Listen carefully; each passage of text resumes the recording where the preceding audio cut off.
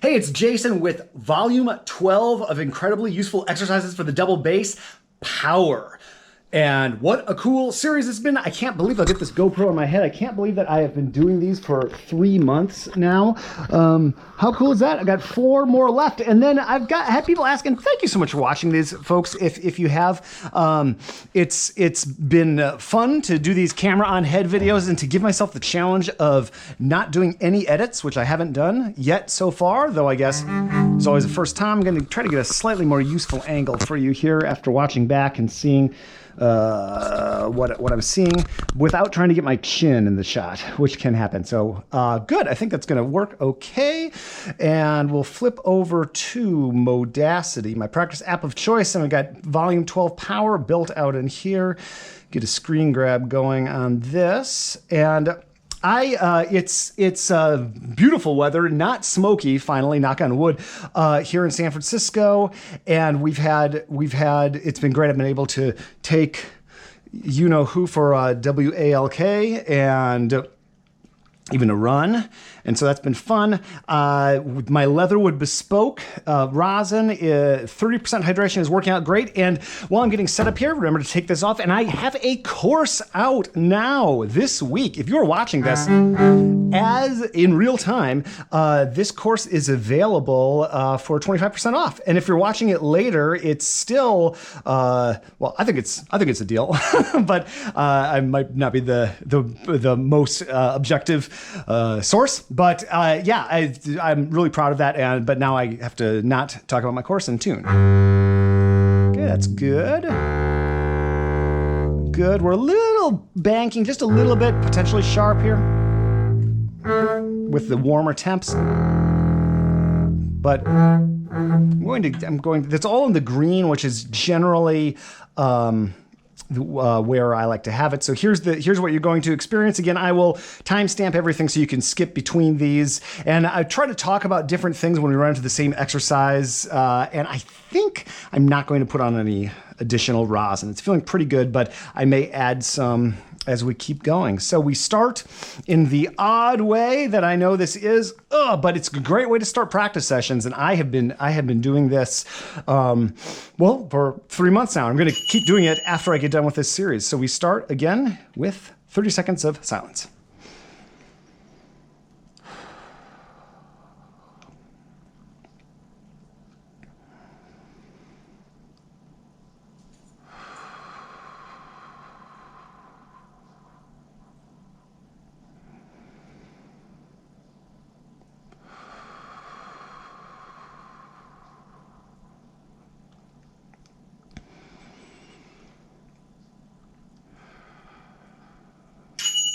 And again, I'm doing 30 seconds because I don't want to, it's odd enough to just do 30 seconds on something like this. Generally, I try to do a minute. I find that to be good. And maybe I'll try to keep it going as I keep trying to always up my skills. So centering, which we've done every single one, probably in every single one. I haven't checked the others, but again, I am starting just playing this G scale, just out of something to do with my fingers, making sure I'm nice and balanced, that my weight, I'm not standing like this, I'm not standing like this, I just got my feet about shoulder width apart, and I start by thinking about my feet. So we go feet, feel the knees, hips, and always connect. I always connect at least to the body part the body parts that I've already checked in with. Take a breath, or focus on my breath rather. Lower back, shoulder blades, connecting that all the way down the chain to the feet and then the ground. Breathe. Ooh, neck. Oh, didn't realize. I always am amazed at the tension I'm holding when I really check in. Face, take a breath. Or focus on my breath rather. Right shoulder, now going down the right arm chain. Elbow, tying it back to the body, as many bows as I need. Right wrist. Right fingers, take a breath. Left shoulder, left elbow, left wrist. And then I love how fingers are the open D, so I kind of move my fingers around, breathe. Body, arms, and focus on the breath.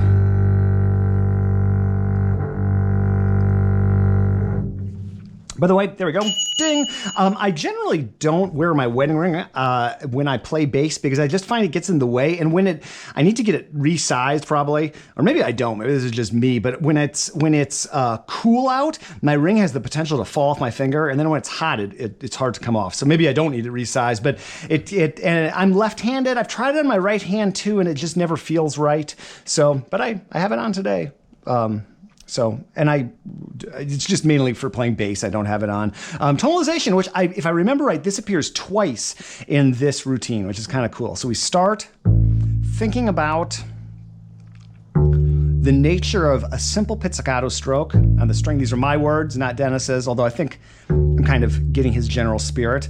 Now, can we replicate the simplicity of that impulse with the bow? Which I find is actually easier said than done. Sometimes I make sure that I stop the vibrating string because actually when you're landing on a vibrating string, it adds a little bit of unpredictability. So again, I'm starting from a non-vibrating string, and then sometimes I mute. In fact, I probably should start doing that more so I can really get more clearly the same feeling. Then we go on, and I gotta remember to zoom so you can see what I'm talking about. Arco, so now we just have a series of impulses.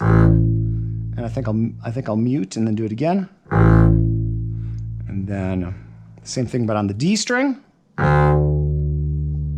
Mute.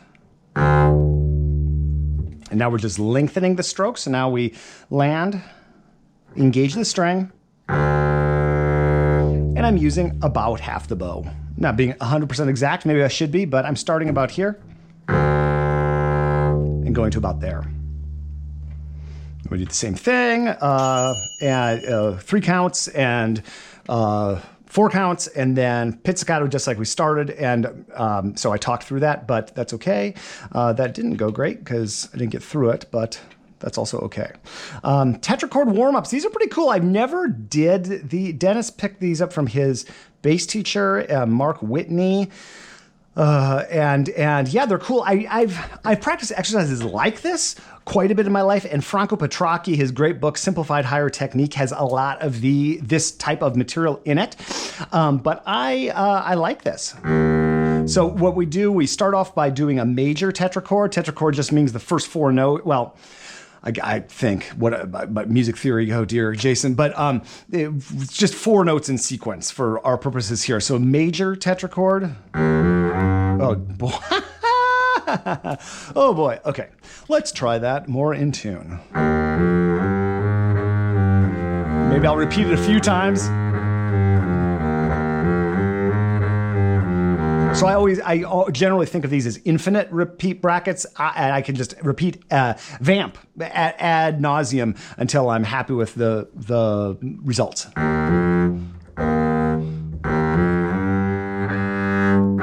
And no excuses, Jason, but I think I'm gonna blame the humidity and not being able to get up to that major third. Humidity plus lack of practice. There we go. Okay, take 4. Now minor tetrachord. Now, is that Phrygian? Or is that Locrian? Or, well, anyway, I should stop. I'm adding to my obvious ignorance. Now we're going E flat, F flat, or you can think E natural, up to G. Now, whole tone. And notice I switched to separate bows, which if you're going slower, that's totally cool. In my opinion, can do 2 slurred, 4. Now I just went up with this, and now we're back to major tetrachord starting on E major. And I always get freaked out that sharp looks like it is E sharp. It's not. It's just a regular regular chord. So again, that tetrachord, maybe I'll zoom in so you can see more clearly for this one. Then we go minor tetrachord. I'm in the middle right here. Then we go this one, flat 2, flat 3. And then we do flat 2, whoops, and back to regular 3, sharp 3, whatever. Then whole tone.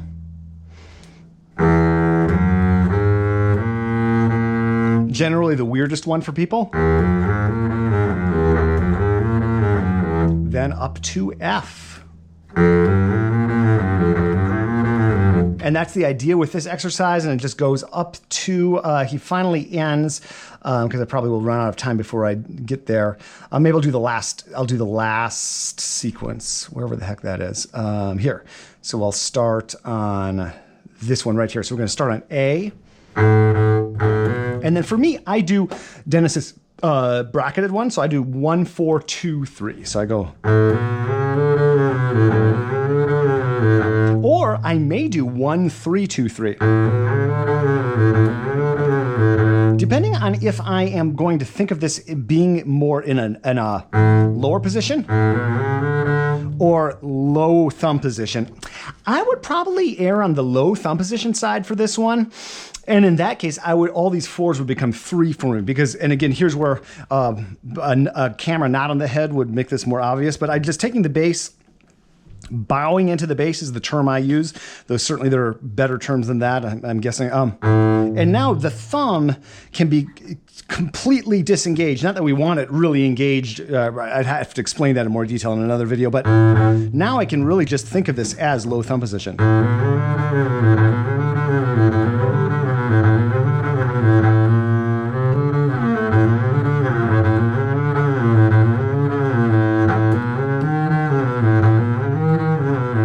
And then I think he ends on B flat. Yes, he does. So very cool exercise. And these are good for building up endurance, which is probably, I think he has another one that's called endurance, but power, I guess power will be more your capacity for strength on the bass maybe, but probably Dennis will explain that better in other videos, or maybe already has. But then I guess endurance would be the staying capacity.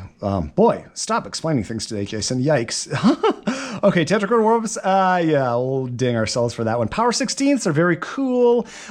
Maybe I'll try to actually do what he says here, because I think I quasi-cheated and just talked through it. So yeah, I'm going to do 30 seconds at quarter equals 130, 30 at 140, 30 at 150, and I'm going to start at 3 minutes and 30 seconds. So stretch out. And I do think these are good timings to practice. I'm going to play the note B, and we're going to find out if I should have rosin. And go.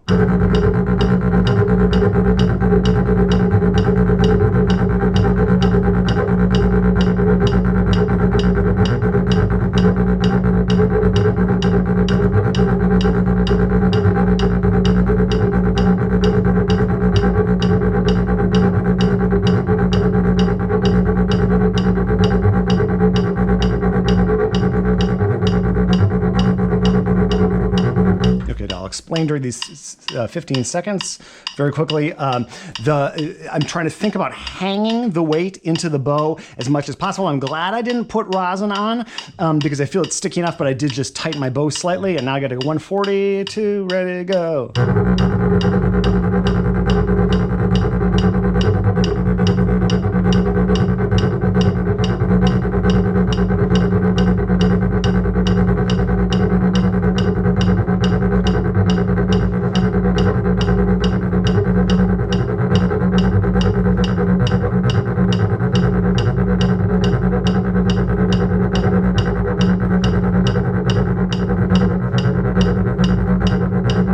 Okay, I'm definitely feeling a burn on this one today, so I'm going to, rather than explaining, I'm going to stand nice and tall. Imagine that there's a string at the top of my head, kind of attached to a balloon or something like that. 2, ready, go.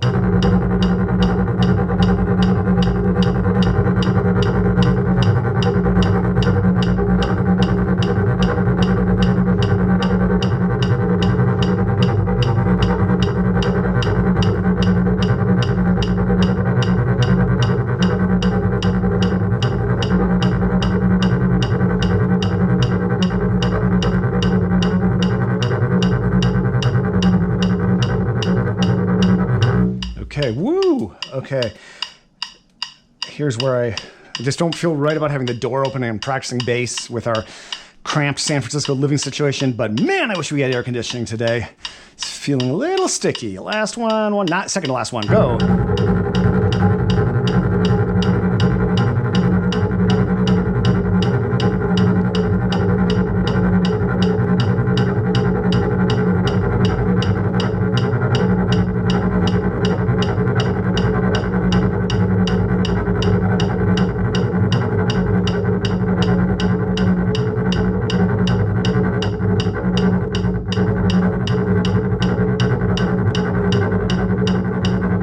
Wow, and I am starting to lose it. And boy, I should maybe go down to the 20% hydration rosin. I'm feeling that it's, I'm just kind of having a hard time really honestly getting the string to engage. Okay, dangling my arm by my side. I guess this last one will be 15 seconds, but that's okay.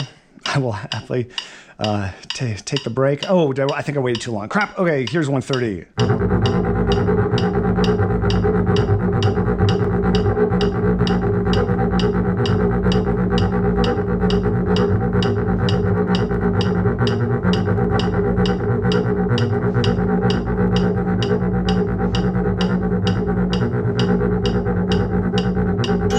Things you're learning that Jason is not good at in this video. Simple math and tetrachords, apparently. So you learn something or don't learn something new every day. So these string crossings, for the sake of brevity, not that these videos are short, you know, but in the interest of not making them even longer, I'm just going to do each of the sections here once, and I'm going to do it by near the balance point. So I'm kind of taking the easy way out. I have been doing all of these, not all the time, on occasion. Sometimes I'll do just the ones at the tip, sometimes just in the middle, sometimes just in the frog, sometimes just the down bow, sometimes just the up bows. Sometimes I do the whole enchilada, and it really just depends on my day, my how my body's feeling. I just try to always pay attention to how things are feeling, and I'm trying to increase my capacity or power in this case, or however you want to frame it, but also make sure I don't injure myself or overuse anything. So I've given myself a nice little break while talking, and we'll do A1. And so it's a great little finger pattern just to kind of keep your fingers engaged. Here we go.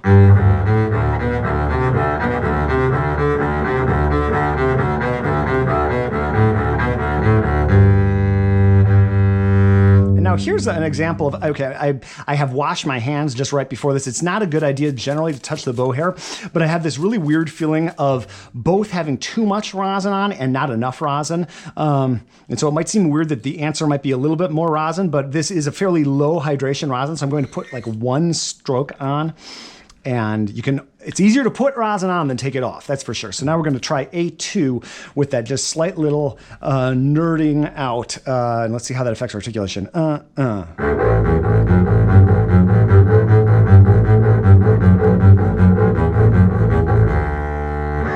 Yeah, there we go. And I think the bass teacher Tim Pitts at Rice University, I think he's quoted with saying this. Sorry, Tim, if I'm misquoting you, but 3 swipes of rosin equals 3 hours of practice, and I do think there is something to that. That's jest, but also kind of good advice in a lot of ways, especially in an orchestral low context like this. Okay, A3. And by the way, I'm slowing this one down intentionally just because I wasn't real happy with the top 2. I was a little happier there, but now these are more like bridge cables. And so I want to just go a little slower so I'm making sure I'm honestly activating the string. I'd always rather be doing something with good form at a slower tempo. I think I'm going to get a lot more out of the process. So here's A3. We'll start that again. Also, by the way, because you can't read my mind, I don't think, I'm feeling a little bit of I'm holding, it seems to be a theme throughout this video, so maybe I should investigate more deeply, but I feel like my trapezius, I'm holding a little bit of tension I don't want to be holding, so I'm just kind of checking in with that. Okay, here we go, A3,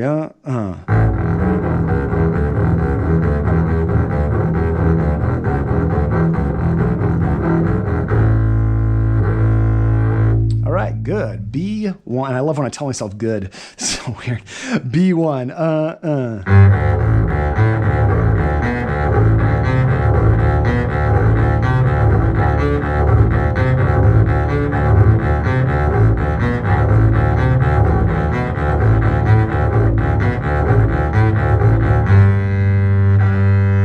B2.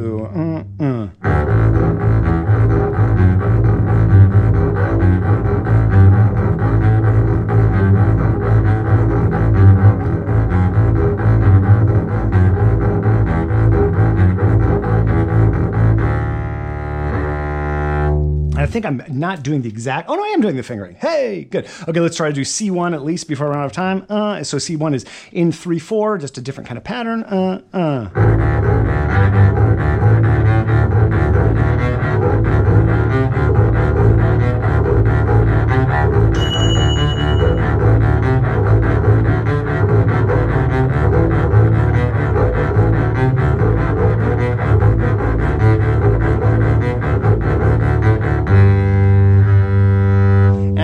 Necessarily playing this last bar in tempo on any of them. Maybe I was for some of them, but it doesn't really matter. But I think what does matter, that I probably wasn't doing, is centering at the end of each one of these. Okay, good.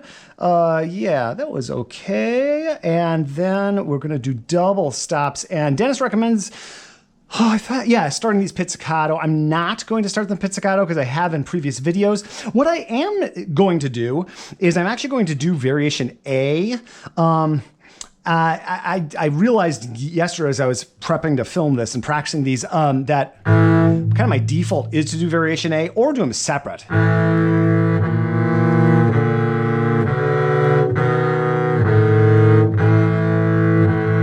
Because just like that other exercise was, we were just using our left hand to give it something to, with the pattern is just giving your left hand something to do. The exercise is really focusing on the right arm. This is really, you're just giving your right arm something to do, and this is focusing on the left arm. Although everything obviously uses both arms, and double stops, even if there is a trick, not even a technique, not a trick, to get like, to get the, like I can really make some funky sounds. I'm not moving the pitch, but if I don't get the placement, speed, and weight dialed in just right, it's tricky. So I'm going to try doing, like I said, variation A. So I'm going to slur 2 as we go down this right here. Maybe I'll zoom in a little. So we'll go out.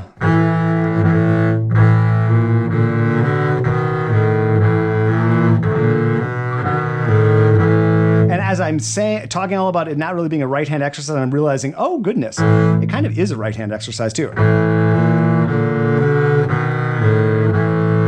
And one of the things I've been trying to work on in my own playing when I'm not wearing a GoPro and filming Dennis's books is actually getting more consistent double stops. I've been working on this wonderful piece by Nicholas Walker, The Corral. It's like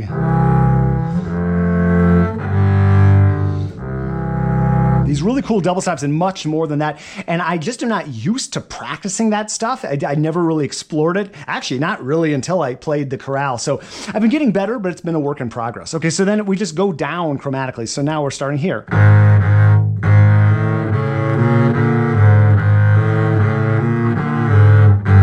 And then we keep going down.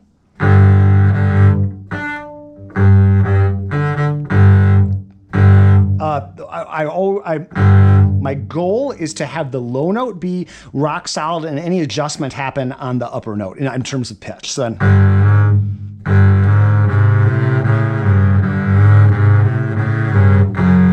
now we keep going. Second line. Whoops. Second line. Here we go.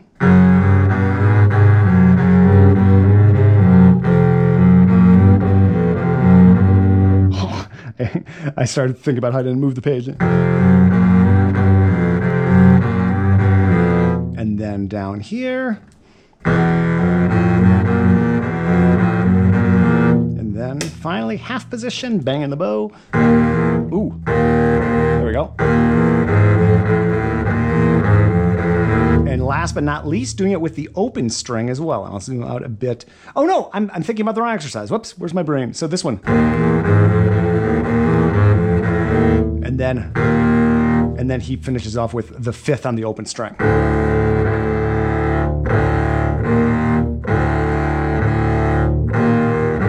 And actually, though, at the very end of that exercise is the way that when I'm not doing these, traditionally I do technique warm-ups. I do very simple fourths and fifths, and I start in first position, fourth position, Rabath, fourth position, thumb position, this position, call it whatever you want, neck position.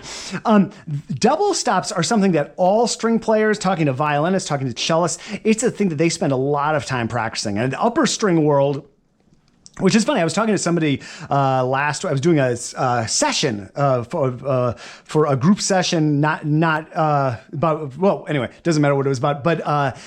And they were referring to upper string players as being everybody except bassists. I definitely grouped cellists and bassists as lower string players and violin, viola as upper string. But especially in the upper string world, but also in the cello world, they spend a lot of time, especially as they get more advanced, practicing double stops. It's just so great for your intonation. And I think when halfway through my undergraduate at Northwestern University, I started to get really into double stops. The Carl Flesch scale system was something that really propelled that. And my private teacher, Michael Hovnanian from the Chicago Symphony, was into that as well. So these are great. I guess I'm going to move on because I'm almost out of time, but they're really, they're great. And if you normally, when I'm not talking through all of these, I feel like it's giving me quite a workout. And I mentioned this in other videos, but I'm really digging the effects that these are having on me personally, because I'm finding that when I come back to the bass a little later in the day, I don't know why I raised my rating on that, but I don't know, everything just feels a little more in focus, which is kind of what I want. Pure technique, we'll call this type of practicing to be. Okay, sixths. I am going to intentionally, now notice, and I think I probably brought this up in other videos, but the minor sixths are always thumb 2, and the major sixths are always thumb 3. And I'm going to take advantage of any harmonics that I have on the bass, but you could very well not do that too, but I am. Just to make my life a little easier today. Then we go C natural. And I find my third finger is bearing the brunt of the weight, but my second finger is also down a little bit to help. Then we go up, D and B. If I put my first finger down, I can. Yeah, maybe I should. Actually, I was going to say I feel like there's a little strain when I do that, but I'm not feeling that today. Oh boy, okay, that's what happens when you don't. Okay, we're going to go get back into it. Now, what's happening, which is probably super obvious, is I'm not getting up to the E enough. So diagnosing that problem. Why is that happening?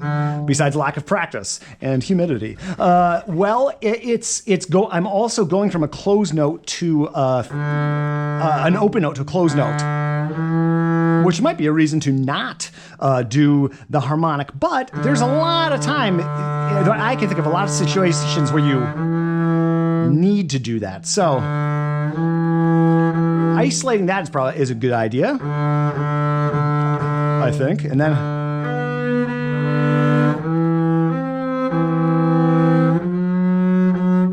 now I can check that, and that is right there. So, and again, minor sixth. Now major sixth. Lots of ways to check that. And by the way, every time I go up a little bit, I want to adjust my bow accordingly. Now, whoa, what the heck is going on, Jason? Did I skip one? Oh, I skipped one. Duh. Okay, sorry. Go back to this one.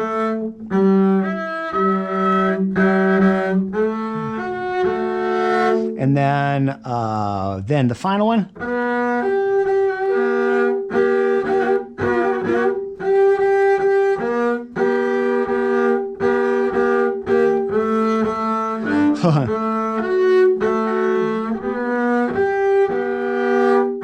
Okay, well, that will give myself poor marks on that. Obviously, need to keep working on those upper position ones. and again, I'm not trying to make excuses for myself, although I can do that till the cows come home. I'm thinking that I had my bridge worked on by a wonderful luthier here in the Bay Area, Pat McCarthy. And the Bay Area is generally so consistent in terms of temperature that I haven't really messed with anything, but I'm feeling some height. I feel like my strings are getting a little bit too high, and I'm sure it's just because we're in this hot and humid season, relatively speaking, for the Bay Area. So anyway, I think that these will probably grow easier when I give myself a little bit of a time to work on my bass. And then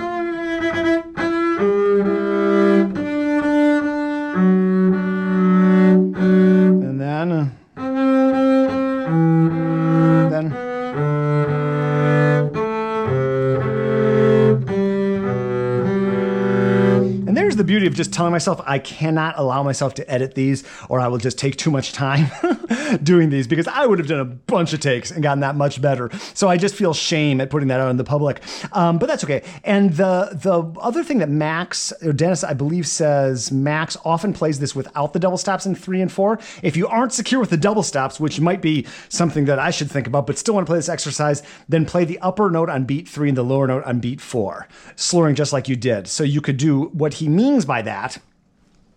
And it's, starting.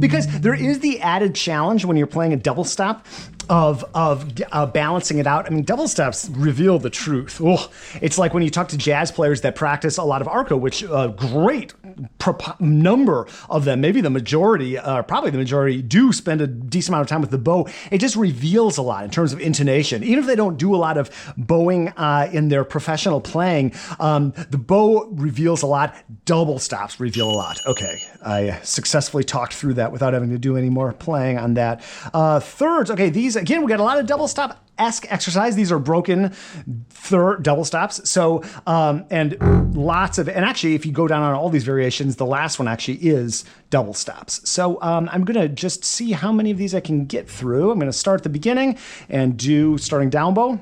So just the theme, the default, okay?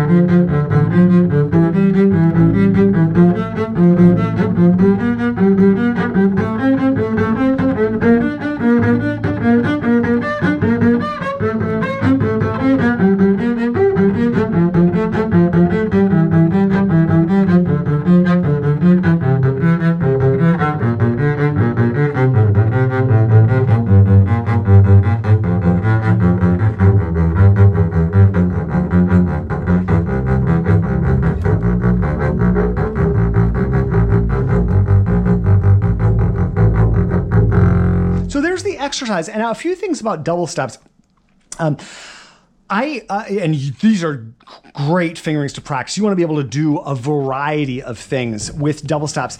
Generally, when I'm teaching people double stops, for the sake of clarity of thinking, I usually say always, and when I'm teaching thirds, I should say double stops, for the sake of just clarity, my rule, and again, not rule, that's a bad word, guideline. My guideline or my advice largely is always practice with the upper note being 1.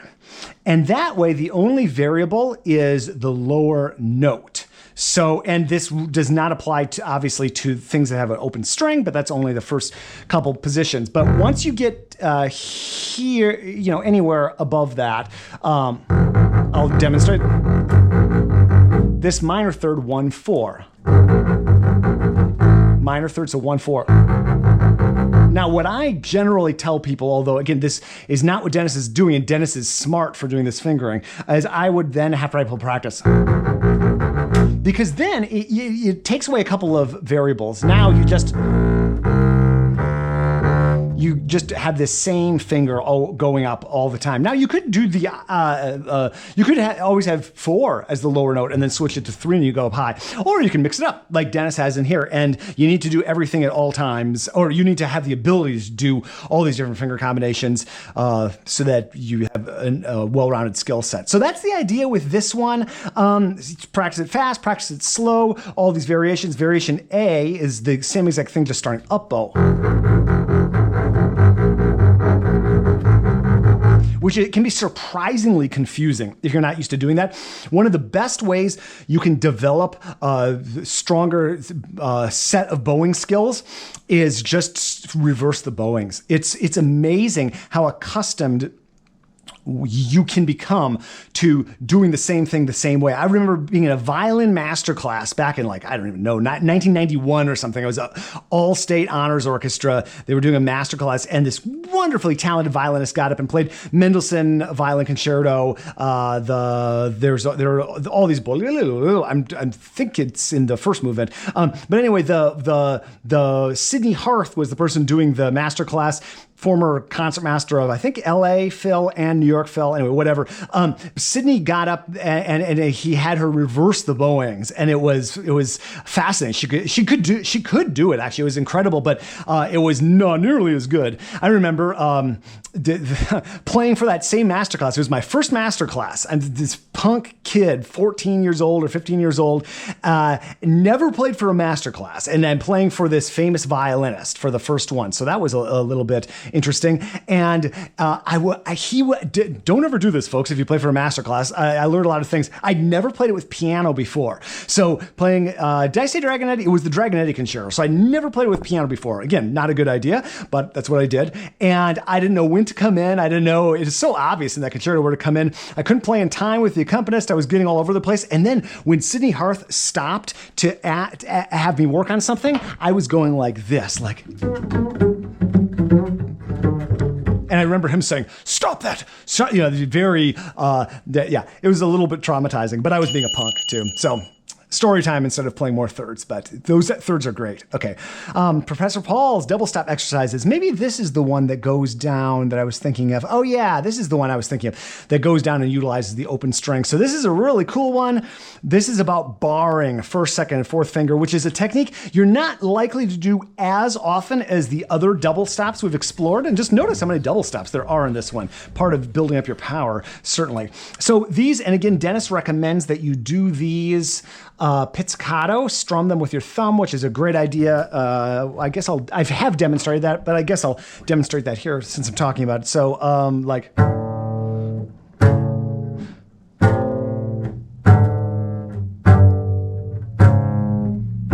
So we're throwing in some other intervals besides just the barred first, second, and fourth. And that just reveals a lot. It reveals if one is not down as much as the other, or not down enough as needed, you'll get some buzzing, or are likely to. Then you go over to arco.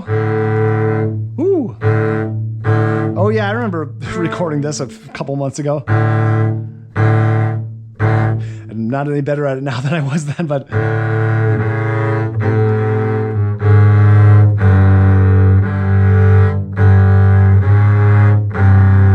There you go. So what I might do, because this one needs a little work, it sounds like to me, I might do repeated notes 4 times.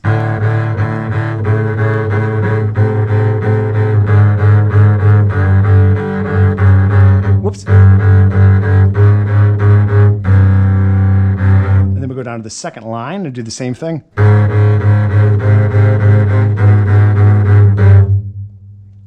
Pause.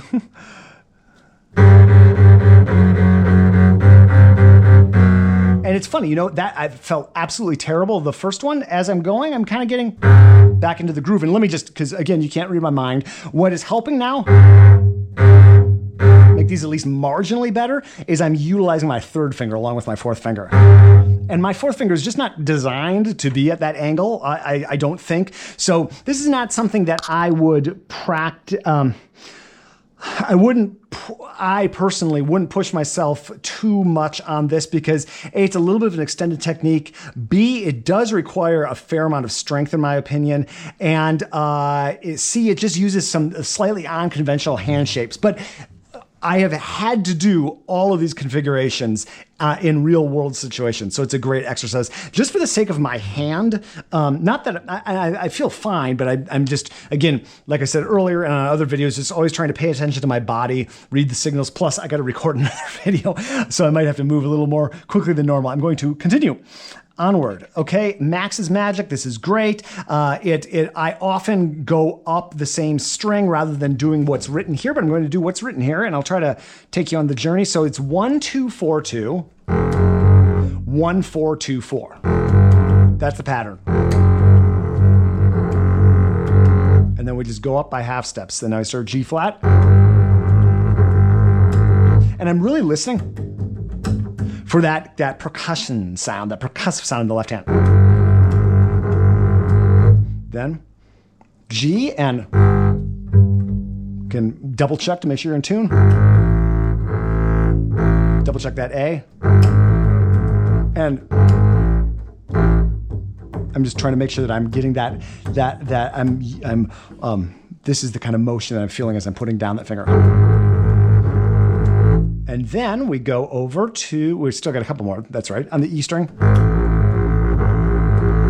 Then, and that's an easy one to check with your open string.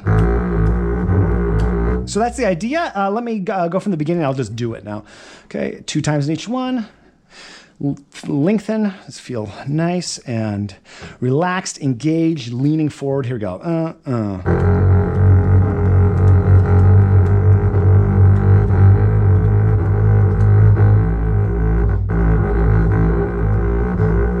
A string. Oops, lost it.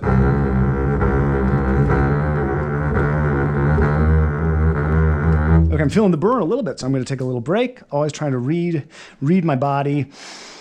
I think I took a break at the same exact spot last week, so okay.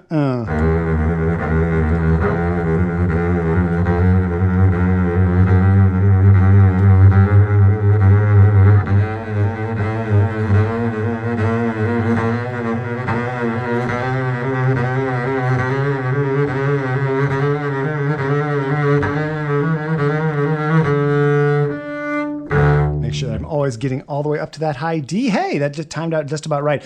Great exercise. Max Dimoff, principal bassist of the Cleveland Orchestra, swell person. He was on my podcast back in the dark ages in like 2007, I think, and then more recently, at least once, maybe a couple times. But yeah, absolutely wonderful human being.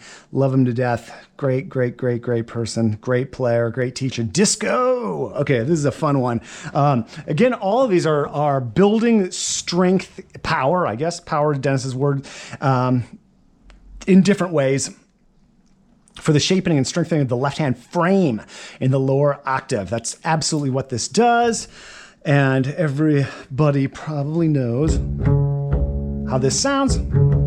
The configuration I'm going with, though you could do it a different way, is 3 and 4 on the top string. Second finger is just kind of muting the middle string, and first finger's on the lower string. I'll zoom in a little so you can see. It's just this fun 70s pattern.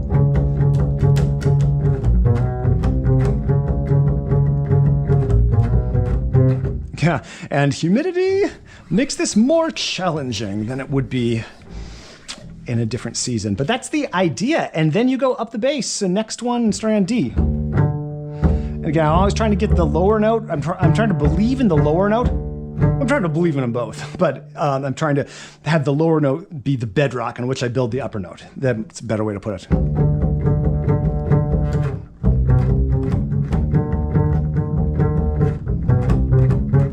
And you'll notice, or you may notice, I'm a little more angled this direction with my fingers. I'm not straight across like this because I feel like this is a stronger position. It's almost like I'm thinking thumb position, but down low. And then this continues up. We're on E flat.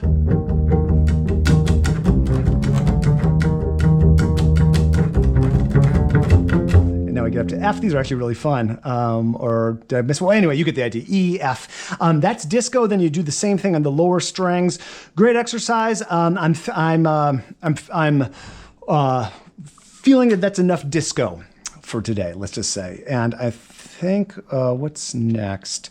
Oompah. Yeah, I think we're getting toward the end, but I'm gonna get a drink of water just to be safe. I'm sweating buckets.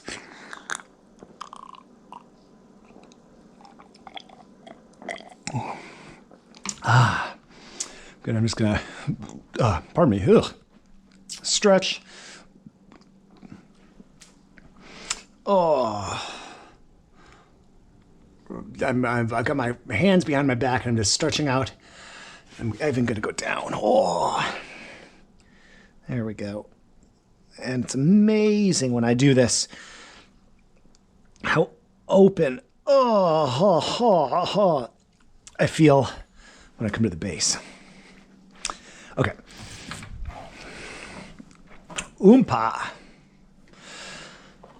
This is based off of one of Samandal's etudes, and it's about keeping the fourth finger firmly on the string throughout the playing of this passage. Boy, hold on 1 second. William, come here, boy. Come here, boy. Come here, boy. Come here, boy. We're going to stay over here. We're not going to go sneak off and pee. We're going to stay right here. Here you go. Good boy. That's why he has the diaper on. We're working on it. Okay. Okay, so Oompah. He just went out, by the way, so it's just, we have to keep an eye on him. Okay, so here's... Going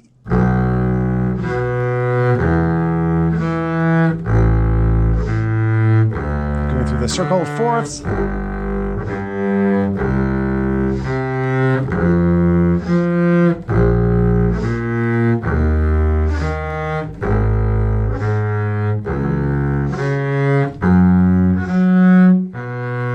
Now, I would just stay on that for a little while, and I think he's going to go under the chair. Okay, good. Okay. I would just stay on that for a little while because that was an awesome intonation, you know. So I'll show you what I would do if I was practicing this, which I obviously need to do more of. Believe in the low note, trust but verify.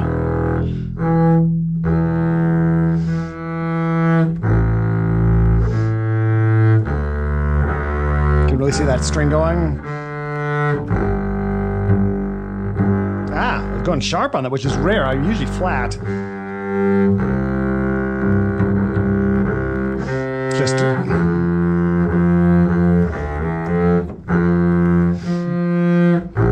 getting this mental map and physical map. Whoops, hit the box.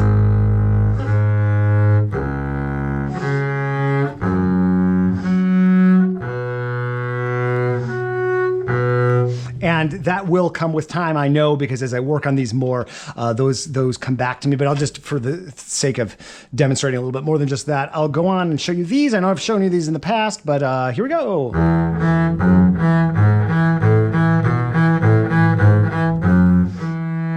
That gives you a chance to center. Think about the next pattern, which is right here.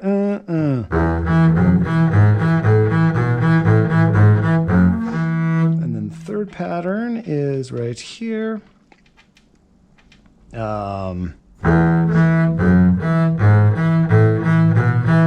Whoops, I gotta remember to lift my fourth finger.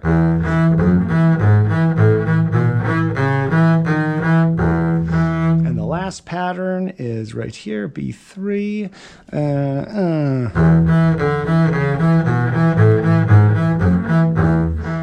And then, so that's the primer, and the Oompah itself is that just played out over that circle of fourths, circle of fifths. So I'll start the first one, and we'll see how far we get with our remaining time.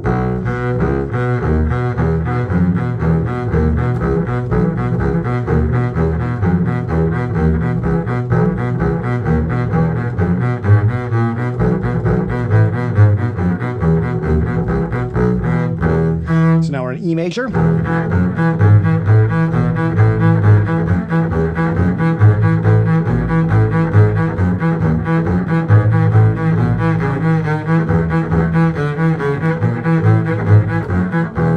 And so there's a little, ooh, and really out of tune at the end.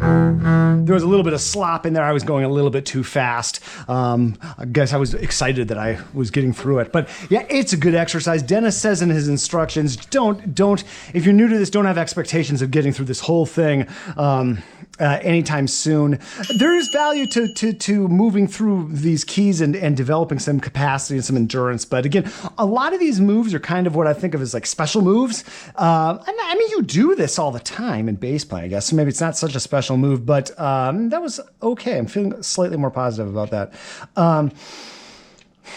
And then 4-note progressive, and I believe the 3-note progressive. Just a few more here. So this we've been doing the last few weeks. This is a great one. Typically, I do it with a drone just to keep myself honest. It's likely this will be a little bit of a challenging affair with the humidity in here, but we'll see what to do. I got to remember to order that guitar, the stuff that my friend Andres Martin uses, this like guitar fingerboard stuff, because my fingers feel like they're not going to be very compliant. But we'll see. Here we go. And so.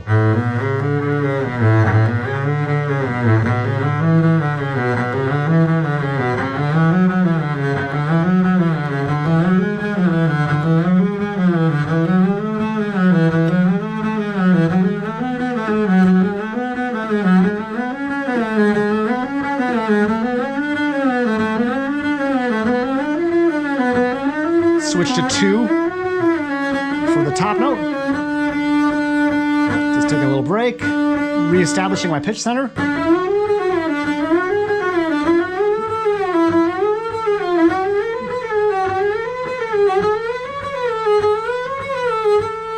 Back down. Oops. Out of tune. And it always happens for me that the going down is always more challenging, which I brought up in past videos. Expanding the intervals is always a little bit trickier. Going down is much like going up, so I'm going to just move on for the sake of time to the 3-note, which is the same concept, same drone. Different drone, obviously, if you're going to do it and move it through the keys, which I recommend. I do that myself for all of these when I'm not doing these record sessions. Make sure I got a good, clean, and tuned first note, and here we go.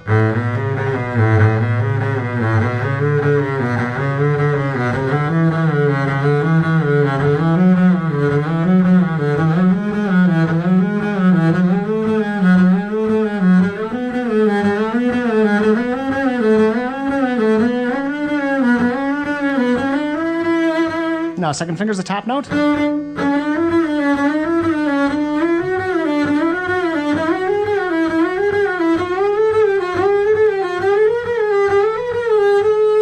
Wow, sticky to the extreme, this fingerboard right now. But sorry, just again, moving on.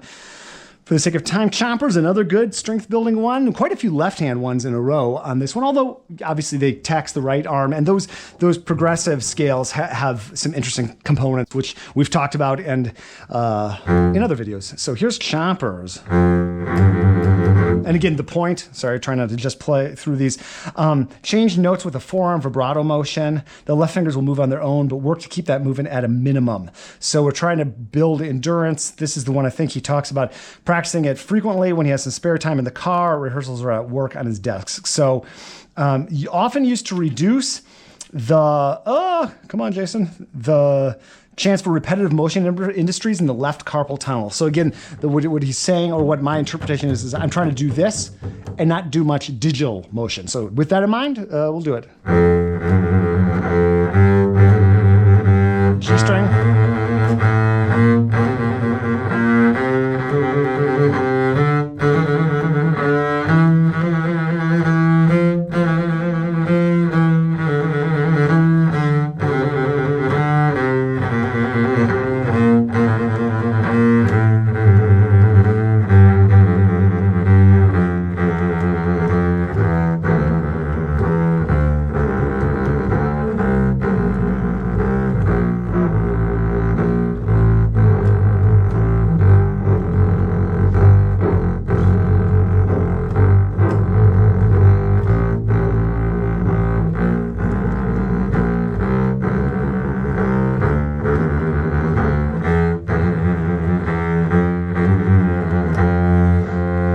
And you see on Modacity, this time to take a break came up, which is pretty cool. Every 50 minutes, although I think you can, 50 minutes, although I think you can change the interval.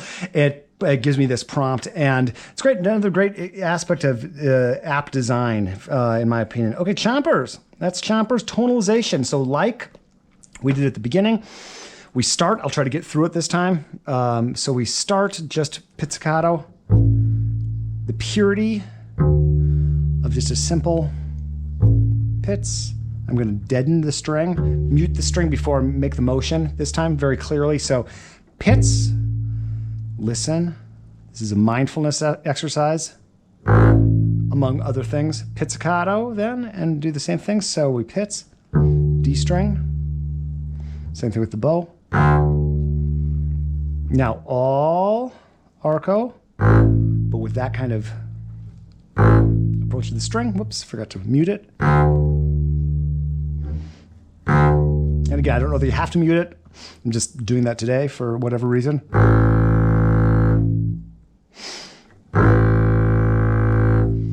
Again, same thing, D string. Really feeling like if the bow wasn't there, my arm would go against my body, just like that. So now 3 counts. So 1, 2, 3. Mute, set on the string. Same thing on the D string. 1, 2, 3. Mute, 2, 3. And then all 4 counts. So 2, 3, 4, into the up bow. Great way to start your day, but also end your focused practice session. It's pretty cool. And then we end pizzicato. I think about lengthening. And then center. Love that exercise. It's so great. And then we finish it off with a little silence.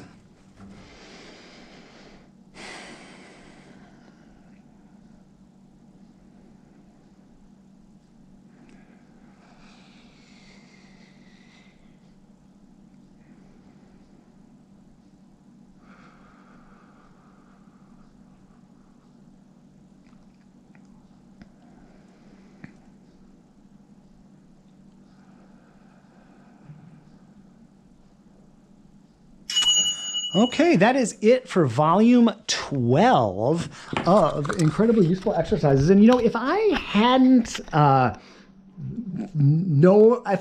trying to keep my streak of doing one a week, and it looks like I probably will since I made it 12 weeks in a row. I have such a booked day today that I pretty much guarantee you I would not have done any technique practicing, probably no practicing. But because I've been doing these videos, I got in my session, and I'm glad I did. It's like you don't want to go to the gym, you don't want to go for a run, you get up, you do it, and you're so glad you did it. These workouts, or however you want to think of these volumes, they're really good for that. They're set up to make you think about practicing in a deeper way, in my opinion, and take you through various aspects of techniques. You're not just doing the same thing over and over again. Really well constructed, in my opinion. I'm really digging these. Thanks so much for watching, and we'll see you in the next video.